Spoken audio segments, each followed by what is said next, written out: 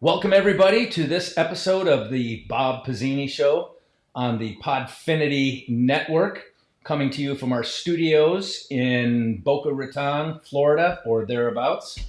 And hey, it's really a treat to be hosting this show from this location with the network and the people that I've recently partnered with in this podcast operation.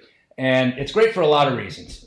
But the reason today is my next guest. My next guest is Alan Mack, former pilot with the 160th SOAR, SOAR, Special Operations Aviation Regiment. Al was on the Elevate Your Leadership podcast, my other show, a few years ago. He came on shortly after releasing his book, Razor 03, an incredible tale of his military career. And there's a lot of activity, especially in and around Iraq and Afghanistan, where Al flew some incredible missions. And if you want to learn more about the background, you can refer back to my previous episode on the Elevate Your Leadership podcast. But we're going to pick up where we left off in the last discussion, Al, and we're also going to revisit some of the things we talked about in the past. But let me just start by saying welcome to the Bob Pizzini Show. Hey, thanks for having me. So I saw that, I was talking to Marty, a mutual friend of ours, by the way. And last time we spoke, you were with the municipality in New York, and you're not there anymore. What are you doing now? Yeah, well, I was with the Orange County, New York Department of Emergency Services. I was deputy commissioner in charge of emergency management. I did 10 years. And was eligible to retire in the New York retirement system. So I took advantage of that because I'm getting old. Now I looking for something new to do. But while that's happening, I'm attending my master's course at Johns Hopkins online, doing a master's in communications. Wow. Now, why master's in communications? Well, seemed like the easiest one. But no. You're beyond that, man. No, it ties in nicely with being an author and doing social media to promote that. And I also like to do public speaking. So I thought maybe the communications degree would give me some insight into targeting a message to an audience and things like that. Okay. All right. So great thinking, no doubt about it. Let's talk about public speaking briefly. Is there keynotes that you prefer, or how do you approach public speaking? Yeah, so I have not joined a speakers bureau, although I'm thinking about it. But what I've mostly been doing is speaking at fundraisers for nonprofits, like the Night Stalker Foundation or the Special Operators Transition Foundation in particular. And then, somebody will see me at one of those and they'll say, hey, can you come, speak at my company event or something like that. So what I don't have right now is a couple of canned speeches. Okay. So if somebody asks me to speak, first I'll say, well, what do you want to talk about? And almost always they say, oh, whatever you want to talk about. Okay. That narrows it down.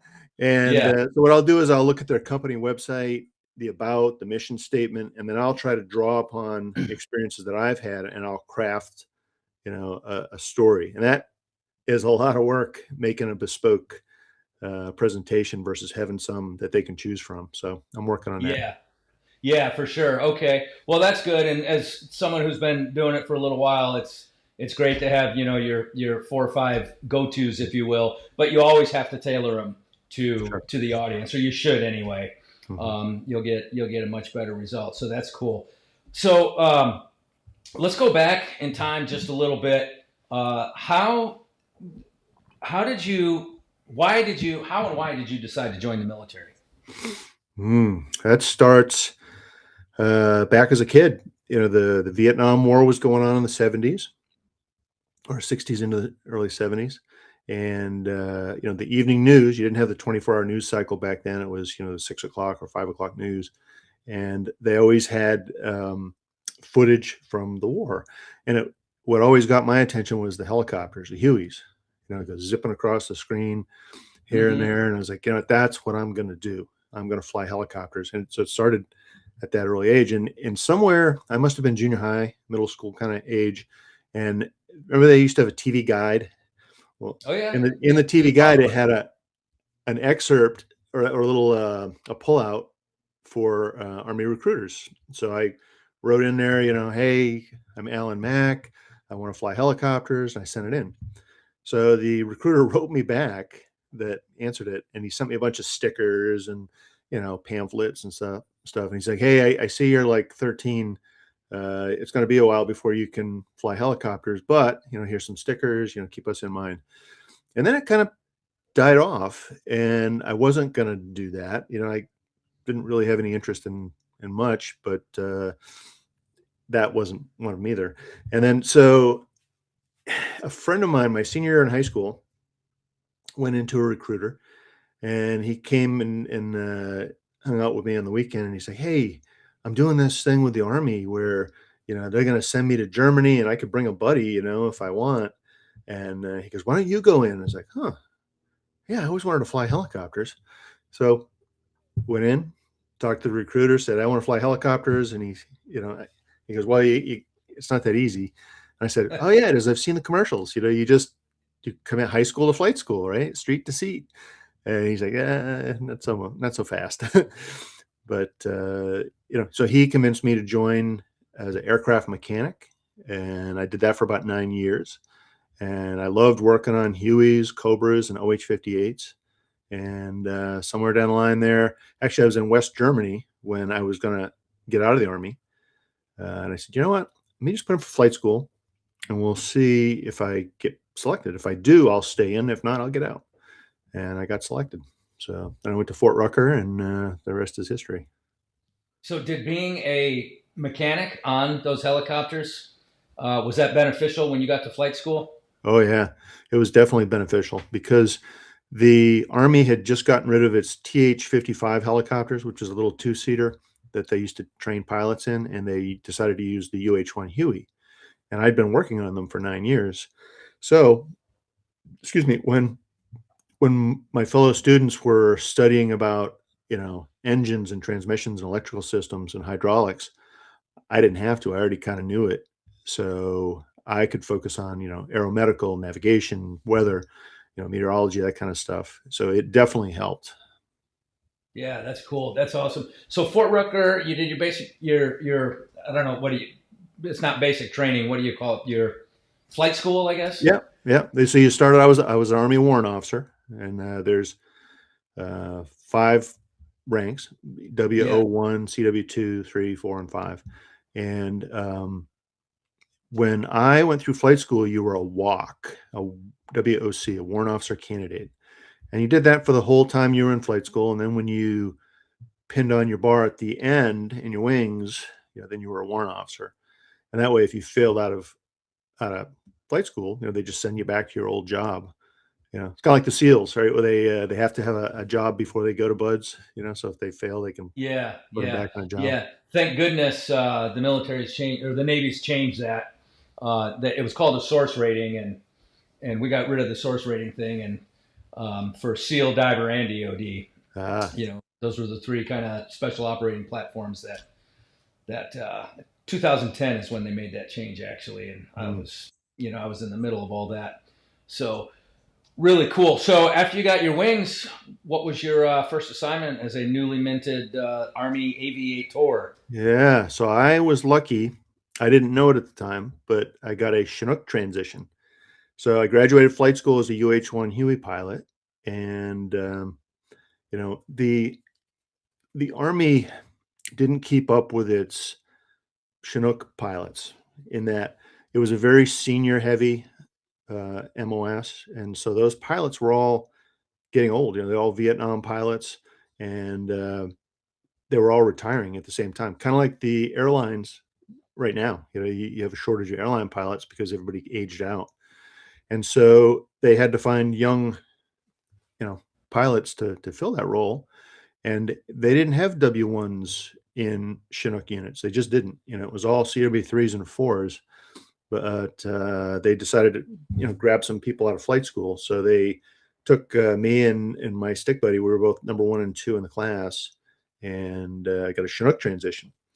And then from there, I got my first assignment was Savannah, Georgia, Hunter Army Airfield with the 18th Airborne Corps, just in time for Saddam Hussein to invade Kuwait.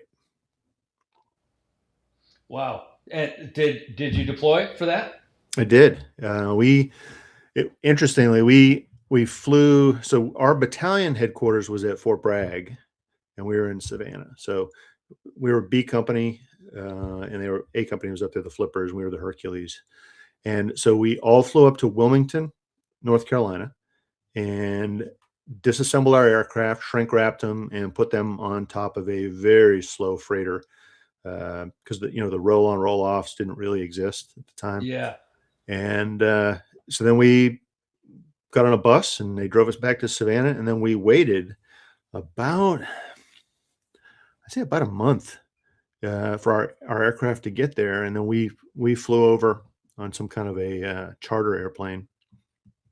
Okay. So when you got in theater and when your helicopter got in theater, you had to put that thing back together. You being a former mechanic at this point, were you turning wrenches on that thing?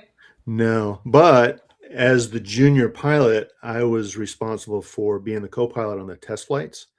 So nobody wants to do these build-up test flights because there's always something wrong. You have to track and balance the blades, and you're out there in the heat all day long while they were working on it. We had 16 helicopters. So as they built them up, the test pilot would fly them and I would be the co-pilot. So I got a lot of experience actually in understanding the Chinook systems thanks to that. Okay. What kind of missions did you fly during that first during that conflict? Yeah, so that was Desert Shield, right, which is precedes Desert Storm. And we did a lot of supply runs. So with a lot of we did this thing called Desert Express. And what we did is a C-130 would fly into King Fahd Airport, which is where our aircraft were, and they download something that was a priority, and they just load it onto the Chinook, and we'd go fly it. So it was big, heavy stuff, tank tracks and transmissions, and I don't know, whatever spare parts they need for heavy equipment and tanks, because all the tanks were moving out to the west, up on the Saudi-Iraqi border, to do that, what they call the left hook, from Schwarzkopf's thing. And so, also being the junior pilot, the most junior pilot, and night vision goggle qualified, all the night flights came down to me, as the co-pilot. So they always would just stick me with an instructor pilot, very senior and experienced pilot, and they'd fly me. And back then, all pilots did not have to be MVG qualified.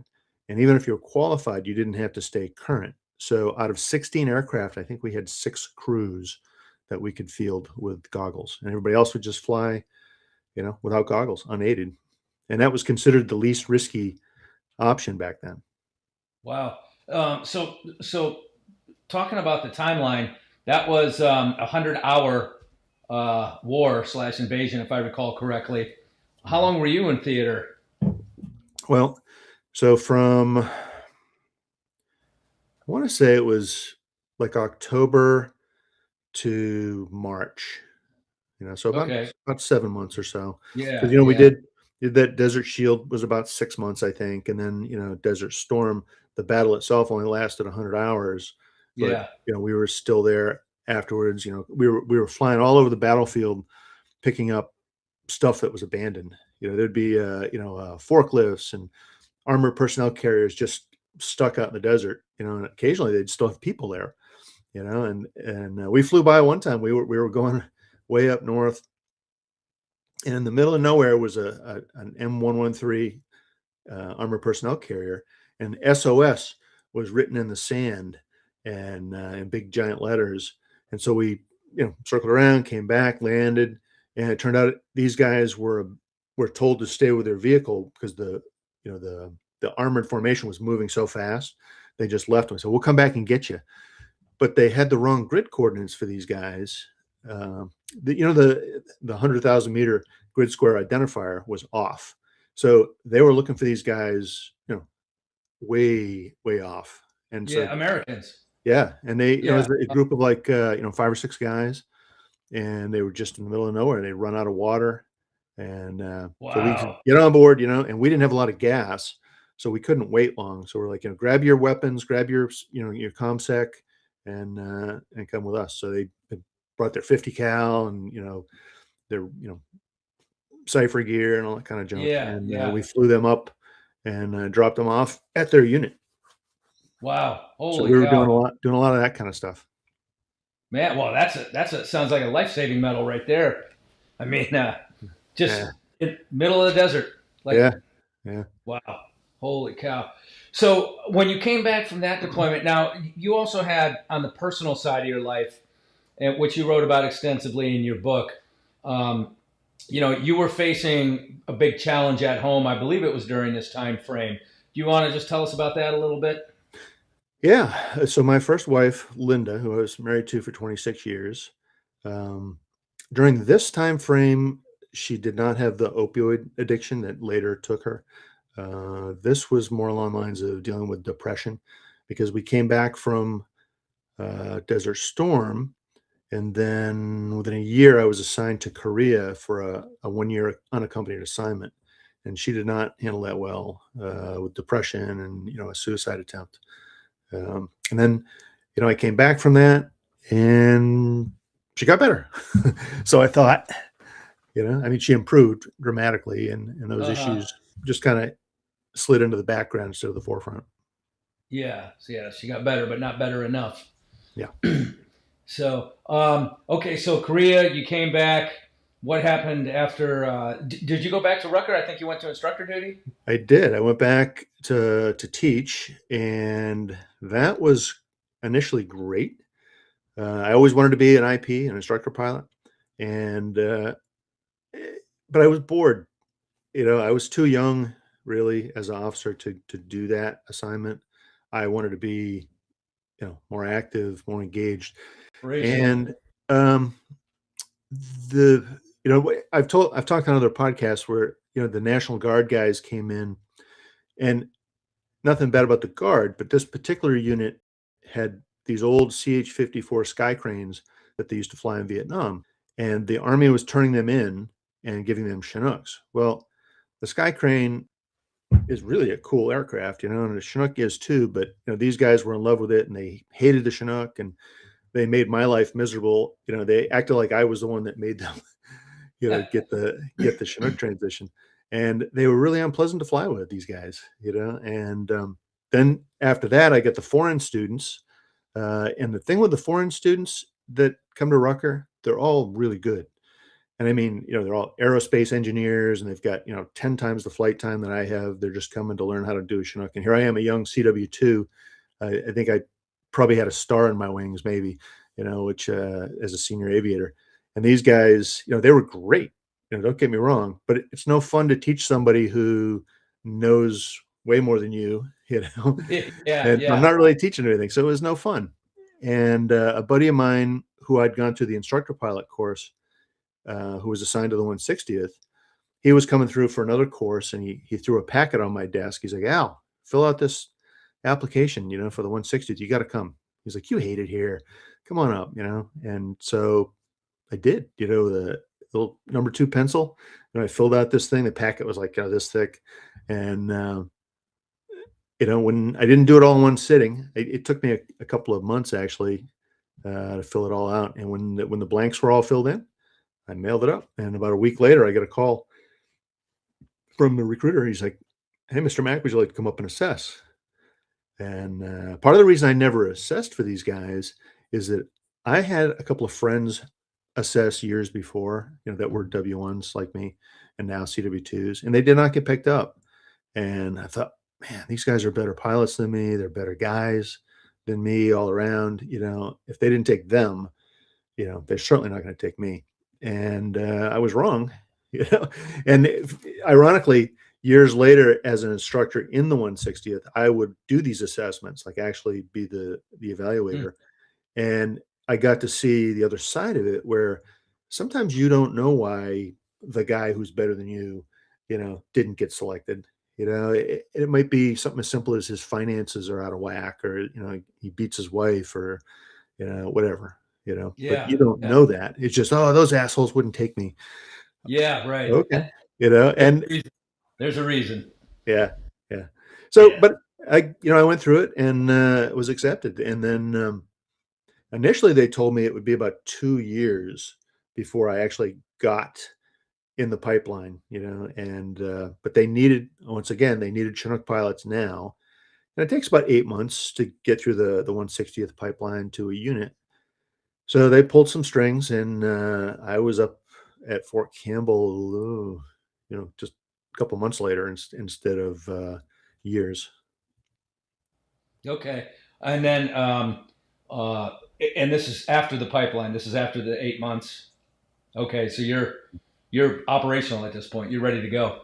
Yeah, yeah. So I get up there, you know, did all the training, and the 160th is really cool with their training in that everything's done in the real environment, and you would think that is the same for everybody, but it's not. And what I mean by that is, when you're going to do mountain training, we would fly out to Colorado and operate in the mountains. If it was summertime, that was one thing. If it was wintertime, we had the skis on the aircraft. You had to use supplemental oxygen, which a lot of helicopter crews never touch. So, because the Chinook will go up, 23, 24, 25,000 feet, depending on what Wow. you're doing. And we Holy did that a cow. couple of times in Afghanistan. But, and then you go out, we stay current on ships. So we're always on Navy vessels doing our Yeah. bounces and air refueling. Everywhere you're going, you would air refuel off an Air Force or a Marine tanker. And then if you weren't going somewhere, they would come to us, for like a week where you flew every night doing tanker stuff. You guys like embarking on Navy ships, or are you like, ah, damn, we got to go on that? No, it was fun because I was never on there long. Yeah, I think exactly. the longest I stayed was a week, and it's funny Yeah. because my oldest son is a F-18 Wizzo, and when he did his first deployment on a carrier, I said, oh, it's like camping. It's fun. He's like, yeah, it's fun for like a week. Yeah, yeah, So yeah. yeah, Well, it's like even with my EOD team, the Kitty Hawk, which was decommissioned a while ago, but Mhm. back in the day, we rode the Kitty Hawk, and we did a probably a 4 month cruise on it, but we spent more time off the ship than we did on the ship. And as long as you're not ship's company, Yeah. it can be fun for sure. So Yeah, um, but it's we I was on it for a week one time, and we had the Master Chief would come up to us and say, "Hey, can you take some of our guys for some traffic patterns?" I was like, "Sure, but they're not going to see anything in the back of a Chinook, and the windows are like this." yeah, He's like, "They just want to get off the boat." It's like, okay, so we would just would do our bounces, our practice landings, and bring ship's company out, and yeah. they were all happy. They're Cool. like, I got off the boat. Yeah, for sure. Hey, anything for morale, man. I mean, that's pretty cool. So, what time frame is this now? So, when do you arrive at the 160th? What year roughly? It's the end of '95. Okay, all right. So, still well before. I mean, operationally between 95 and 2001, or the or the Afghanistan invasion. What did your missions look like? So up until about 2000, they were all training. So we go to Egypt 1 year and Qatar. I can't remember the name of those operations, but did that Israel, um, and then it's just the standard support. We'd go out to San Diego and work with the SEALs out there. We'd go to Little Creek. We always Mm-hmm. had the guys at Dam Neck and Bragg and all the other SF groups. So you're just constantly gone doing that Yeah, kind of stuff. And then in yeah, 2000, Saddam Hussein was acting up, and he booted all the nuclear inspectors from yeah. Iraq. So we had an operation called Desert Thunder, which was essentially a special operations force that was going to go in and do something. I can't remember exactly what we were going to do, but somehow we were supposed to do something to Iraq. I don't know. I don't know what it was, but my job Probably. was my job was personnel recovery. So if a fighter or a bomber got shot down or somebody ejected for some reason, I would carry the CSAR force in to pick them up. So Okay. that was our responsibility. And then we stayed there. It never happened, the little mini invasion, and but they didn't want to bring us home yet. So we stayed there for 7 months in Kuwait at Ali Al Salim. And while we were there, we flew almost every night. We went out to the range every day with our miniguns. We did air refueling every day, and every day we flew. And we perfected a couple of techniques of dust landing, which is is the bane of helicopter pilots. Brownout. Yeah, and then it happened again the next year. So instead of Desert Thunder, it was Desert Fox. Same thing. We stayed there, 7 months, flying almost every night, honing those skills. So when 9/11 happened, we had trained, with our weapons and our aircraft and the dust landing techniques, which made it where, the cool thing with Kuwait is it was kind of wide open, right? So you could come in and experiment with these dust landings. You get to Afghanistan, you're doing that same dust landing, but there's a cliff to your right and a tree to your left, and you're landing in the middle of maybe an alleyway in one of the villages. Yeah. So we got really good at it. With bullets flying. Yeah, often. Wow. Wow. So you mentioned Israel. So did you take your helicopter to Israel? I did not go. I was still in training when they went. Okay. Okay. But if the unit went, it's the same thing. Do they take it apart and put it on a ship, or how do you Yep. get a Oh Chinook to no, Israel? no, on a C-17, or back then it was C-5s. Oh yeah. So Okay. yeah, so you can put two Chinooks and a crane, called a scamp. You can put those in plus the crew and the build-up guys all in a single C5, and so they'd bring two Chinooks to go work with coalition forces, fifth group, or third group, and then 9/11 happened, and all of our equipment and load plans were for C5s, and the guys were really good at it. But the Air Force or whoever decided that they didn't want the C5s going into Afghanistan or in that AOR at all. So they said, you're taking C-17s. But the equipment that we had, the ground support equipment that you put the blades in and the engines and whatever you're taking off, did not, it was designed to all be in one aircraft, but C-17 is not big enough for that. So what should have taken us, 5 or 6 C-17s to get to Afghanistan took like 21. Wow. Until as the years went by, we revised the techniques and the equipment, Yeah. and Figured stuff now, out. yeah, now they can do you know one C-17, one aircraft plus its crane, and it's actually pretty neat. It's very impressive to watch the maintenance guys tear down an aircraft and build it back up. It's very, very quick. Wow. Wow. Um, so let's go to Afghanistan then, and you wrote about it extensively in your book, and it's probably one of the well, I think wasn't Neil Roberts was the first casualty in Afghanistan. Is that right? Uh, no, he was probably the first SEAL. Okay. You Okay. And had that. a guy named Harriman, who's a Green Beret, who was killed a day before Neil was. Okay. Oh, Yeah. and that's right. Then there was another Green Beret by the name of Chapman, I think. Yes. Yeah. Yeah. Yeah. So because yeah, I was out in Okinawa with him a bunch of years Yeah. before that. But talk about the mission with Navy SEAL Neil Roberts. Okay. Let's see where to begin on that one. So we're 6, 7 months into Afghanistan at this point. We're very experienced with the terrain and the enemy situation. We'd had a lot of ordnance shot at us in that 6, 7 months, and we're getting ready to leave because we were only there to get Bin Laden, and the Did any of agency that kept telling us, ordnance ever hit you? "What's that?" Did any of that ordnance hit you aside from that the night of the Neil Roberts? No, No, Okay. a lot of near Okay. misses, Yeah. Okay. and I always say, miss by an inch, miss by a mile. A miss is a miss. Yeah. So unless there's a proximity fuse, then you're screwed. But um, you know, yeah. So a lot of stuff got shot at you.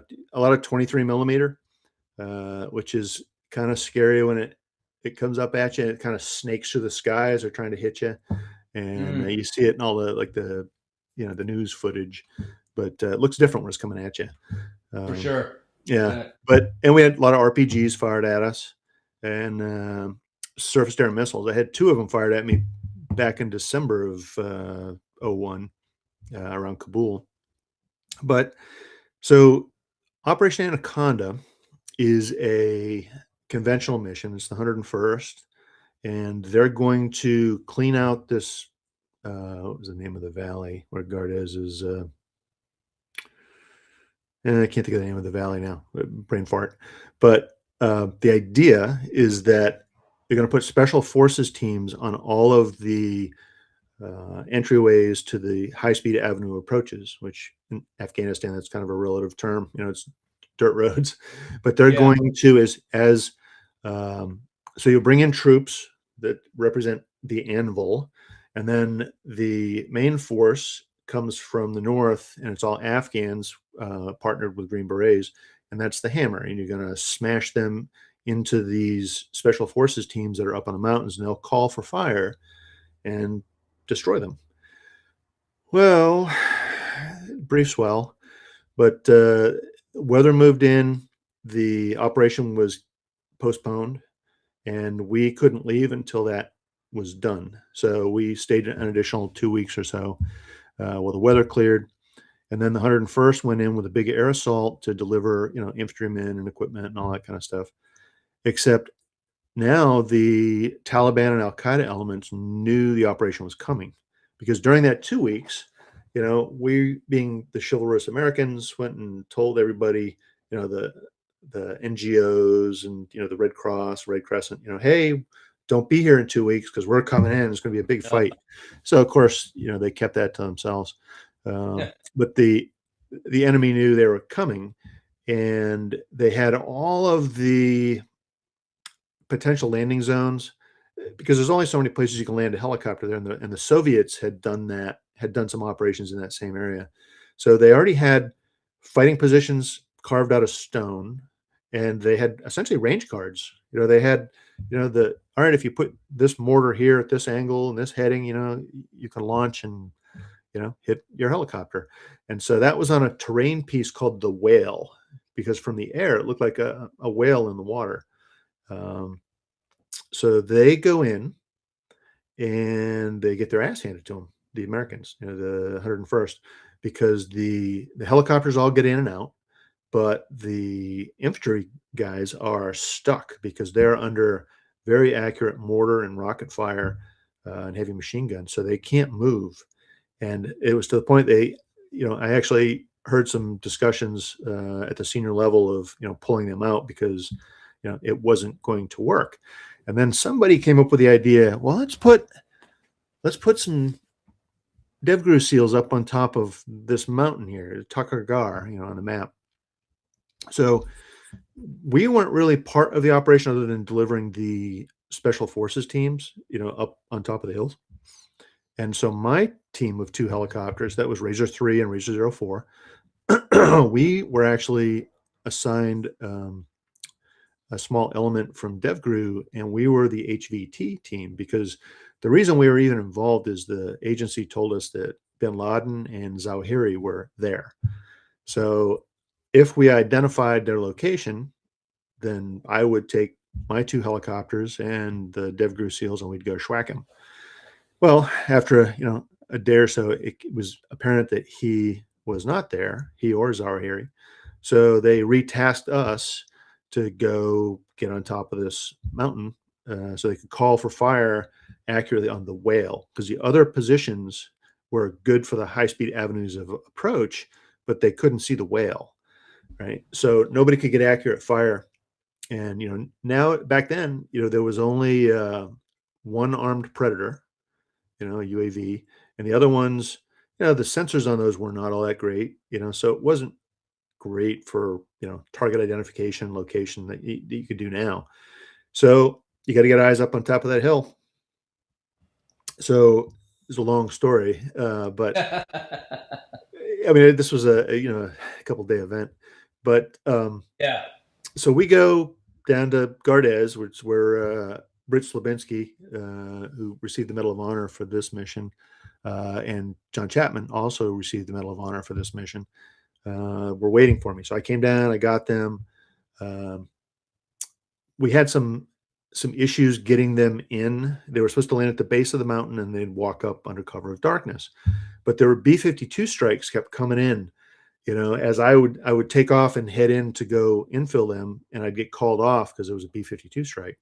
So I'd go back and land, and there was a maintenance problem with the helicopter, so they flew a spare down, and we exchanged aircraft. So they took my aircraft and my wingman flew those back to Bagram so they could repair them, and they gave me another aircraft. So unfortunately, during this time, it ate up time, and so darkness was dwindling, and there was no time for Slab and his guys to go from the base of the mountain to the top. So they asked me to go directly to the top. Well, I didn't really want to do that because I hadn't seen any imagery of it, and all I could do was a map study.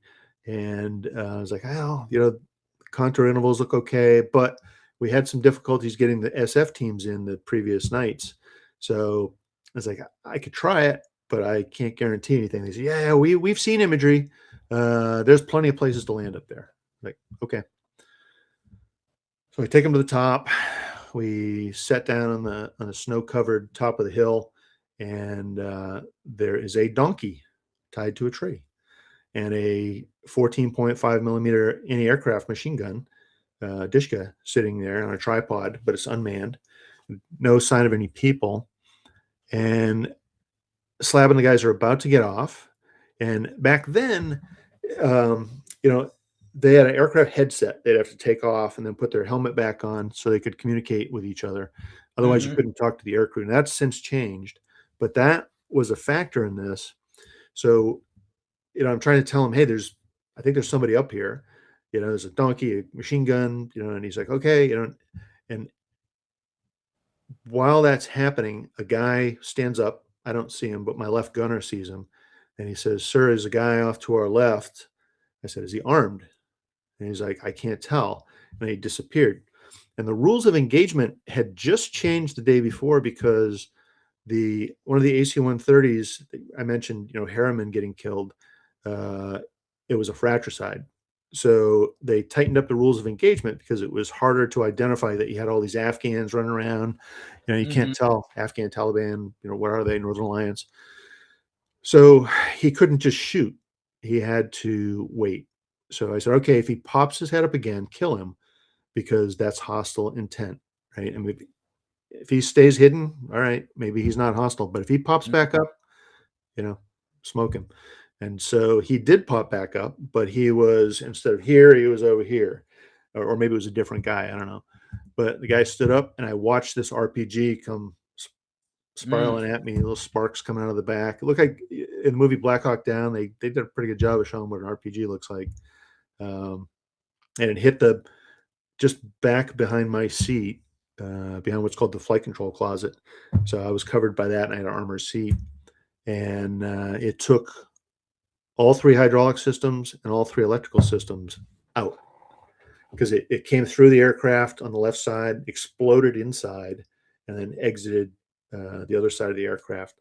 And because the aircraft is open, the doors are all open. There's the overpressure is not that bad. I mean, say it to my guys in the back. Yeah, Like, right. it rocked their bell. But anyway, it took out all the electrical systems. So the cockpit went dark. The miniguns, which is a 7.62 Gatling gun, is electric, AC power back then. So it doesn't work now. And so now there's no defensive armament on the aircraft except an M60, which is on the back right of the aircraft and not on the side the bad guys are on. So we decided to take off because the aircraft will run without electricity. You just can't start it without Huh. electricity. So it has, the engines themselves have little tiny generators on them, and they operate in a backup mode, which is not as good, but you can fly the thing. So we took off, and I thought we lost an engine because I could hear the droop in the rotor. You can hear, the rotors have a very distinctive noise, and you can tell when the RPM speeds up and slows down. So when it slows down, it's called droop, and you don't want that, right? Because that's how a helicopter flies, is those blades are spinning around, doing their thing. So we took off, and now we're taking heavy fire, machine gun fire at this point. And so we dive down the mountain. So we're, this thing's at like 12,000 feet, and the valley floor is about 5,000 or so. So I'm going to dive down, and in doing so, I can build the rotor RPM back up, because of the air coming up through it. And then my intention is, if I can't get level flight, I'll just essentially do a hard landing on the valley floor below. Except what I don't know is that Neil Roberts, SEAL, had fallen out the back with my crew chief. So the crew chief is kind of a little guy, and but he grabs onto him, trying to keep him from going out as we rotated up and dove down the hill, and he fell out. Problem is, Neil was not wearing an aircraft harness, and the gunner was. So Neil falls to the snow.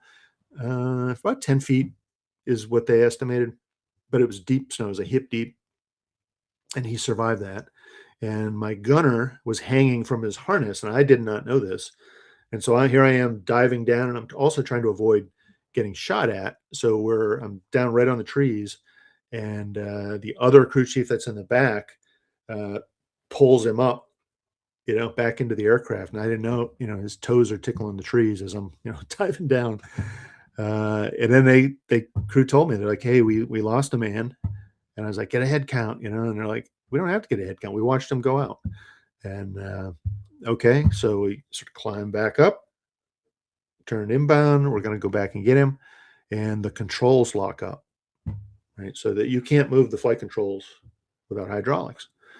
So we had taken some damage in the hydraulic systems, and I couldn't move the flight controls. So we're in level flight, straight ahead. We hadn't made the final turn inbound yet, and I'm looking below me, and I can see the entire battle is going back and forth, and it's very surreal. It's almost like if this were a movie, you'd have all this noise, and all of a sudden you have this quiet while you assess what's going on. And I was like, wow. So sorry, guys, this is how we go. And all of a sudden the controls moved again, and the crew chief in the back that had just pulled the other guy in opened up a can of hydraulic fluid. It's a can about this big, and he uses a screwdriver, pokes 2 holes in it, opens up a lid in the back, pours it in, and as he pours it in, he's got to pump it into the system. And it's got this little tiny T handle. Looks like this. And he's pumping that thing as fast as he can, and so now the controls are restored.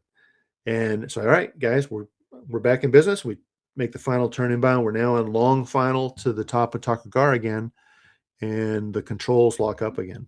So it turns out we had about 50 seconds of controllability per each can that he put in, depending on how much I move the controls. Because every time I move the controls, it squirted more fluid out. Mm-hmm.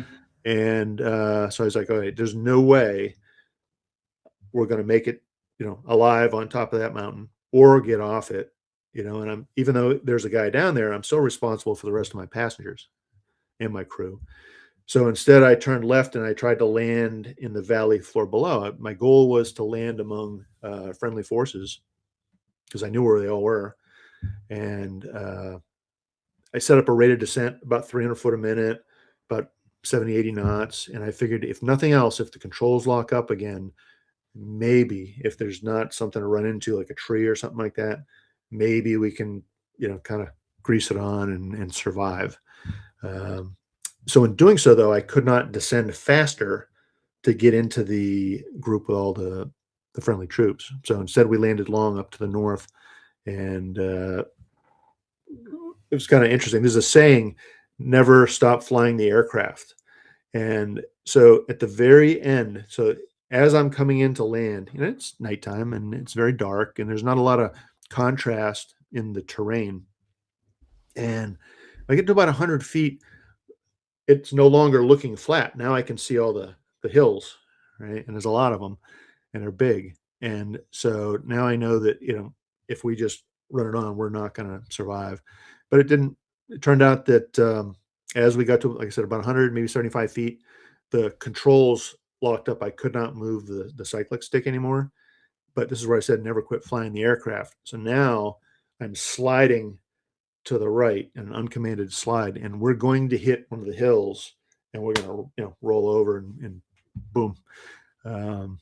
So I push on the pedals with my feet, and the aircraft swings around in line with the direction that we're now sliding. So now instead of sliding sideways, I brought the nose around to land straight in, and then it stopped moving. I couldn't move the pedals anymore, and I had one more push in what we call the thrust. That's the power, and I pushed that down, and the aircraft came in and hit pretty good actually. It's kind of right at the angle that of the slope, where the brakes were set, and about a 20 degrees bank angle and about 10, 15 degrees nose high. So basically on the slope of a hill. And I remember we hit the ground, and all I could think of was, holy shit, we're alive. I mean, I didn't think I was gonna make it this whole time. And so we shut off the engines, Are you in jammed a on. Are you in an area is this where all the U.S. forces were? I mean, what was it? Yeah. No, Okay. yeah. So we're outside of the objective area, in between that and Fob Gardez. And so, we get out, we set up a little security perimeter. I'm running around, trying to check on everybody. In the meantime, I've still got the SEALs with me, minus Neil and John Chapman. So he sets up his SATCOM, and he's starting to talk to the FOB. Pete Blaber was the commander for that with the AFO. And they sent us another AC-130, and there's one over the top of Tucker Gar. And so Slab thinks he's going to walk up to the top of the hill because he looks off to his left, and there's this mountain, but it's not the same mountain. We'd flown about, 10, 15 kilometers, kind of in a circuitous manner. Mm-hmm. But I was like, no, that's not Tucker Gar. That is. And he's like, holy crap. We were only flying for, 3 minutes. Yep. And well, we went pretty far. So now we had to wait for Razor 04, my wingman, to come pick us up. And then the idea was he'd take the SEALs back to the top of the hill, except he didn't have enough performance to take the SEALs and my crew. So he was instructed to bring us back to Fob Gardez. It's about a 5-minute flight. So he comes in. So I was on the ground about 40, 45 minutes. And then, Razor 04 comes in, picks us up. And funny story with that, everybody's getting on board. So I go back, as the pilot in command, I go back to my helicopter and I kind of sweep it. I make sure we got everybody, make sure there's no sensitive equipment left behind. And so now, the crew chief and the other aircraft's like waving me, because they're running out of gas. And so I'm starting to run, to get over there. And, I got my body armor on, and, all my kit. And like out of a movie, this is how my mind works. I'm thinking, boy, if this was a movie, this is where I get shot. And all of a sudden I tripped and I went down hard like a sack of potatoes, and the crew chief's looking at me. He thinks I just got shot. I know I just fell, as a stupid head. So I get up, the wind kind of knocked out of me, and I kind of get over the aircraft, and I go off and drop my crew off, and they go back to the top of the hill. And that's where Slabinski and Chapman get the medals of honor. They do not get Chapman. He's killed up there, and Chapman is killed as well. Everybody else is wounded. And then Quick Reaction Force comes in with Razor 01 and 02. And that's a whole nother story. They get essentially the same thing happens to them, except they're not able to get off the mountain. I was lucky enough to be, right at the peak of the hill. So when I picked up, I could dive down. They got hit and had to pancake in on the slope. And that's a whole nother story, but they were up there for another, cycle of darkness. Mm. Did so did they took you back to Fob Gardez, you said? Yeah. And then did you return to that site? To Tucker Gar? Yeah. No, my wingman did. Okay. So that was so your encounter there was done. That helicopter was lost, obviously. Yeah, the one on the top of the mountain was blown up by the Air Force a couple of days later. Okay. There's some controversy in that. There's only so many of those aircraft. We Yeah. stopped blowing them up. If we left one behind, we'd just go recover it. So my aircraft was actually recovered by a Russian Mi-26 helicopter that once was on the Discovery Channel with a frozen woolly mammoth. But Wow. these guys came in. It took them like 3 refuel stops. They brought the aircraft back, and it took about a year to rebuild it. And that aircraft, I actually got to fly that aircraft in Afghanistan. I was the first one to fly it in combat again, No which kidding. was pretty cool. Oh, Yeah. wow. Holy cow. So, that's one of the stories that you wrote about extensively in your book, and there's several others. And I asked you to share that so listeners could get a taste um, for not only this particular mission and what happened, but, the pilot's perspective and, your firsthand accounting of it. And so once again, for the listeners, Razor 03, written by Alan Mack. It's a great book. And we touched briefly on the personal struggle that Alan was facing with his wife at the time, who had addiction and some other issues, and so he had a lot going on. He's flying some of the most complex missions that there are to be flown with helicopter rotary wing aircraft. And at the same time, he has to be very concerned about what's going on back home. Alan, what are you doing now? So we talked about your retirement. So what's next? What's the next big thing in your life? Yeah. So I'm looking for it. I just don't know. I probably should have retired with a plan, but the plan was I would go back to school. Hey, I would go back to school and then figure it out, because school would take my time. So I'll be done with the master's probably this time next year. Okay, so that's keeping you busy, exactly. Yeah. So, Alan, listen, great to talk to you again, and once again for the listeners, this is one of my very first episodes of the Bob Pizzini Show, coming to you from the fantastic Podfinity Studios. But on the Elevate Your Leadership podcast, my other podcast, Alan and I had a really good discussion. So if you listen to this one, I'd say go back and listen to that one. And if you've listened to that one, then you have to listen to this. You have to listen to part 2. So Alan, thank you so much for being here. Hey. Did I leave anything out?